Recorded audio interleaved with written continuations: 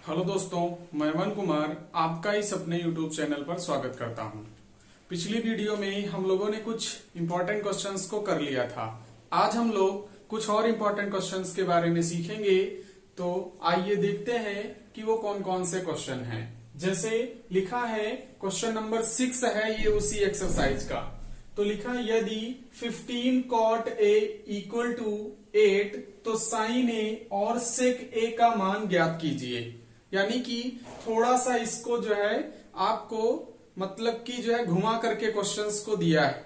मतलब सीधा नहीं लिखा हुआ है कि ये जो है आपका ट्रिग्नोमेट्रिक रेशियो है और वो आपको वैल्यू दे दे। थोड़ा क्या किया है, इसमें 15 इसके इनटू में लिख दिया है। तो इससे भी आपको डरना नहीं है, बिल्कुल थोड़ा सा एक्स्ट्रा वर्क करना पड़ेगा। तो चलिए देखते हैं कि इस क्वेश्चन के सॉल्यूशन को कैसे दिया जाए। तो सबसे पहले इसको हम लोग जो दे रखा है उसको नोट कर लेंगे।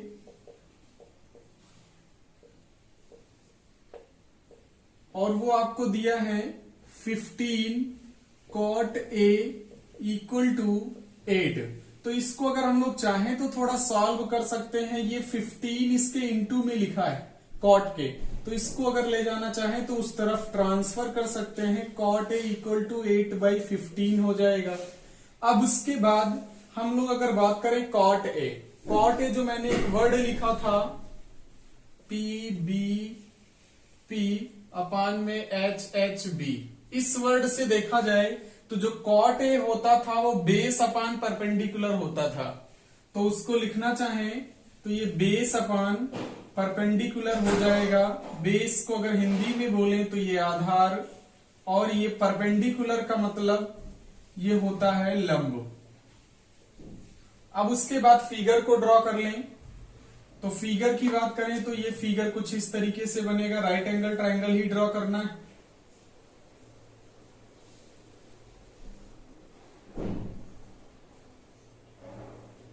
और इसमें भी एंगल ए को यहां पर कंसीडर कर ले कुछ इस तरीके से। तो ये बी और ये सी ऐसे हो जाएगा। अब इसमें अगर देखा जाए एंगल ए के हिसाब से जो बेस का काम करेगा वो ए बी, और जो परपेंडिकुलर का काम करेगा वो बी सी, और हाइपोटेनियस यानी ए सी वर्क करेगा। तो इसमें देखा जाए आधार ए बी का मान हो जाएगा A B is equal to 8 हो जाएगा, और लंब BC इज इक्वल टू 15, और AC फाइंड करना है। AC नहीं दे रखा है इस क्वेश्चन में अभी, और उसको भी लिख दें तो बेस ये 8 हो गया है, परपेंडिकुलर 15। AC को हम लोग फाइंड कर लेंगे by the help of Pythagoras theorem. तो उसको लिखें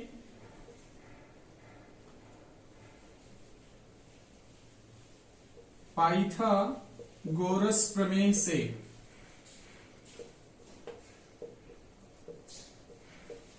वो क्या होती है उसकी बात करें तो ये AC square equal to AB square plus BC square, ये हो जाएगा। अब उसके बाद में वैल्यूज को पुट कर दीजिए। तो वैल्यू को पुट किया जाए तो ये AB का मतलब 8 का स्क्वायर करना है, BC यानी 15 का स्क्वायर, और ये 8 इसका स्क्वायर करें तो 64, और 15 का स्क्वायर 225, तो ये 225 हो जाएगा। इन दोनों को ऐड करें तो ये आपको मिलेगा 289, और ये AC स्क्वायर ऐसे राइट करते रहेंगे।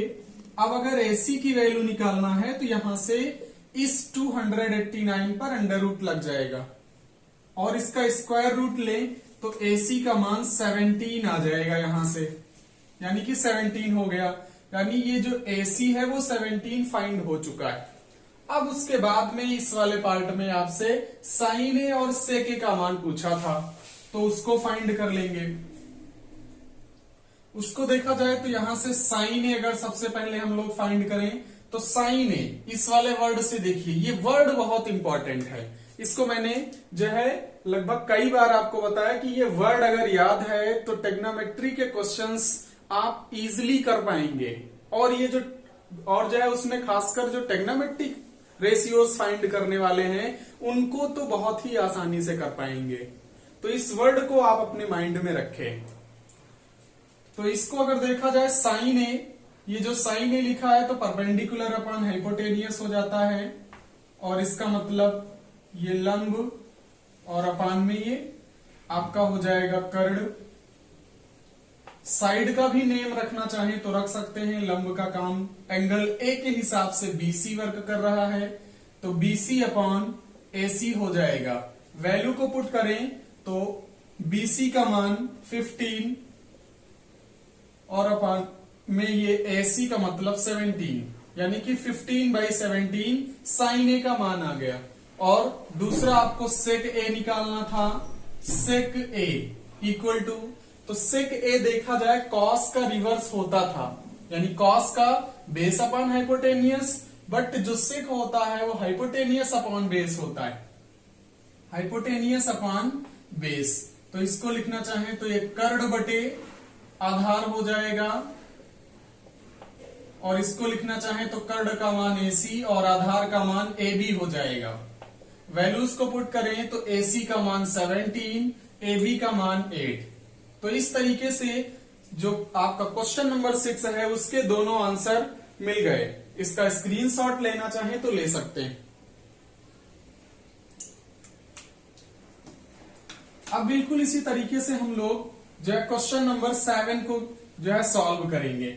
7 में भी दे रखा है कि यदि सेक थीटा इक्वल टू 13/12 तो अन्य सभी त्रिकोणमितीय मान ज्ञात कीजिए।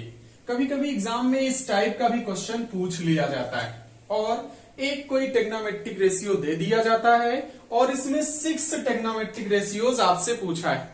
इसका मतलब सेक थीटा दे रखा है, आपको निकालना है साइन थीटा, कॉस थीटा, फिर उसके बाद टेन थीटा, और जो है कॉसेक थीटा, और फिर लास्ट में कॉट थीटा। ये आपको 5 निकालने, टोटल 6 होते हैं, और जो है उसमें से एक दे रखा है, और जो बाकी के 5 बचे उनको फाइंड आउट करना है। तो सबसे पहले हम लोग जो मान दिया है उसको लिखेंगे। तो लिखेंगे दिया है और उसमें सेक थीटा दे रखा है, इस बार सेक थीटा इक्वल टू 13/12। अब अगर हम लोग बात करें सेक थीटा की तो ये हाइपोटेनियस अपान बेस होता है, हाइपोटेनियस अपान में बेस ये होता है। और फिगर को भी ड्रॉ कर लें, हाइपोटेनियस का मतलब ये कर्ण हो जाएगा और अपान में बेस का मतलब आधार। लेकिन इसमें भी फिगर को थोड़ा सिस्टमेटिक ढंग से ड्रॉ करें तो ज्यादा बेटर रहेगा। उसको अगर हम लोग ड्रॉ करें तो ये एक राइट एंगल ट्रायंगल हो गया, और इसमें इसका naming A B C consider कर लिया, और थीटा को मैंने यहां पर ऐसे कंसीडर कर लिया। इसके हिसाब से जब हम लोग लिखेंगे तो अगर देखा जाए तो आधार का काम ए बी करेगा, परपेंडिकुलर का काम यानी लंब का काम बीसी करेगा, और जो कर्ण होता है वो एसी वर्ग करेगा।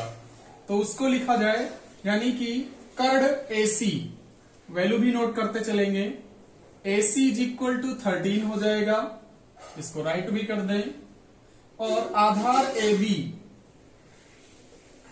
AB इज इक्वल टू 12, इसको भी यहां कंसीडर कर लें। तो देखो BC नहीं पता है, BC को हम लोग फाइंड आउट करेंगे सबसे पहले। तो BC equal to question mark, इसमें भी पाइथागोरस का यूज करेंगे। तो लिखेंगे पाइथागोरस प्रमेय से, तो इसमें यूज करें तो हो जाएगा AC का स्क्वायर इक्वल टू AB का स्क्वायर प्लस BC का स्क्वायर। वैल्यूज को पुट कर दिया जाए तो AC का मान 13 यानी 13 का स्क्वायर, और AB का मान 12 यानी 12 का स्क्वायर, और ये BC वैसे ही राइट रखेंगे, स्क्वायर कर दीजिए तो ये 169, ये 144, और प्लस का BC स्क्वायर। अब इसको हम लोग BC की वैल्यू फाइंड करना है, इसलिए इसको ट्रांसफर करना पड़ेगा। तो ट्रांसफर कर दीजिए तो ये आ जाएगा 169, और ये माइनस का आपका 144 इक्वल टू BC स्क्वायर। इसको और थोड़ा सॉल्व किया जाए तो BC square is equal to 25 बचेगा, 9 में से 4 को सब्ट्रैक्ट करें तो 5, और यहां पर 6 में से 4 को निकाल दें तो ये 2 बचेगा, 1 में से 1 गया तो 0, यानी कि BC square is equal to आ गया जो है BC square is equal to 25। It means यहां से सिर्फ BC का मान आ जाएगा 25 पर अंडर रूट लगेगा, यानी BC इक्वल टू 5, ये 5 हो गया। अब उसके बाद में जो आपसे 6 टेग्नोमेट्रिक रेशियोज की बात किया था या फिर सभी टेग्नोमेट्रिक रेशियोज की जो बात किया है उसको हम लोग फाइंड कर सकते हैं। तो हम इस वाले क्वेश्चन को इरेज कर देते हैं। तो एक तो इसमें सेक थीटा आपको दे ही रखा है, बाकी के जो 5 बचे हैं उनको हम लोग फाइंड कर लेंगे। तो उसको अगर देखा जाए तो साइन थीटा निकालना पड़ेगा, कॉस थीटा भी फाइंड करेंगे, और टैन थीटा निकालना पड़ेगा, और ये कॉसेक थीटा, और लास्ट में एक कॉट थीटा। ये इतने मान आपको निकालने पड़ेंगे, 5 ये आपके बचे हैं। अब इनको हम लोग बारी बारी से लिख लेते हैं। अगर साइन थीटा की बात किया जाए तो थीटा के हिसाब से लिखना है। साइन थीटा जो होता था परपेंडिकुलर अपॉन हाइपोटेनियस, तो उसको लिख भी लेंगे परपेंडिकुलर अपॉन हाइपोटेनियस।